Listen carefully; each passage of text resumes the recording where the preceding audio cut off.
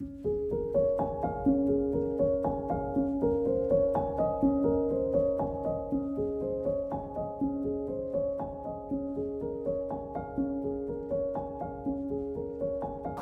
to the University of Arizona Campus Arboretum channel. I'm Kara, and I'm here to talk to you today about an icon of this desert region. You probably can't think of the Southwest without thinking of the great saguaro cactus, or Carnegiea gigantea. As late spring winds blow through the Sonoran Desert, saguaros begin to bloom.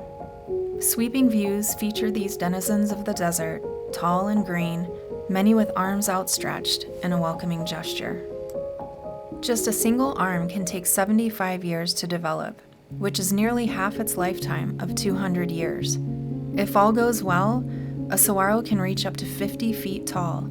Just imagine how long one of these multi-armed giants has been keeping watch over this part of the Southwest. By mid-May, the saguaro wears a beautiful crown of white flowers, providing nectar for bees, bats, and birds. In exchange for this sweet treat, these creatures carry pollen from one flower to another. In just a few weeks, the flowers develop into 3 to 4 inch long red fruits that split open when ripe, each containing nearly 2,000 seeds. The edible fruits are loaded with nutrients and have been an important food source for the native peoples of the Sonoran Desert region for generations. The plump fruits can be eaten fresh, juiced, or made into preserves, wine, or syrup. None of this desert's creatures could do without the saguaro. As well as an important food source, it serves as a nesting site for multiple species, much like a high-rise apartment building. The saguaro needs some protection too. With such a slow growth rate, about an inch from seed to sprout in 8 years, our tiny saguaro needs a little help to be on its way.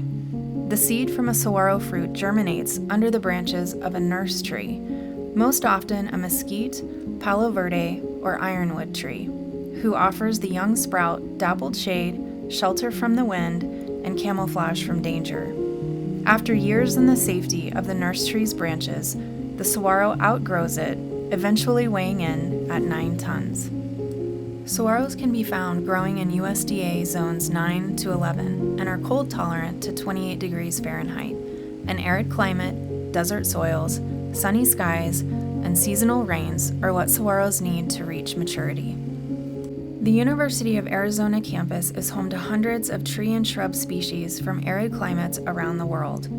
The trees and shrubs within most of the 400-acre campus boundary have been collected over the last 125 years and are a historical part of the university's land-grant commitment of research and education to the state. You can stand in the shadow of a giant saguaro at the Joseph Wood Crutch Historic Cactus Garden, stop number 14 on the Edible Landscapes Tour.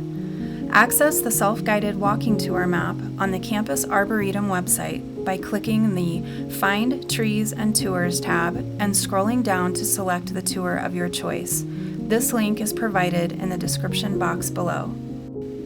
The Campus Arboretum provides tours intended to help you learn the identities of many trees and plants which grow on campus. You can find more information about all the UA Campus Arboretum tours and resources at our website by following the link provided. We hope you enjoy the beauty, history, and usefulness of our Arboretum plants and trees as much as we do.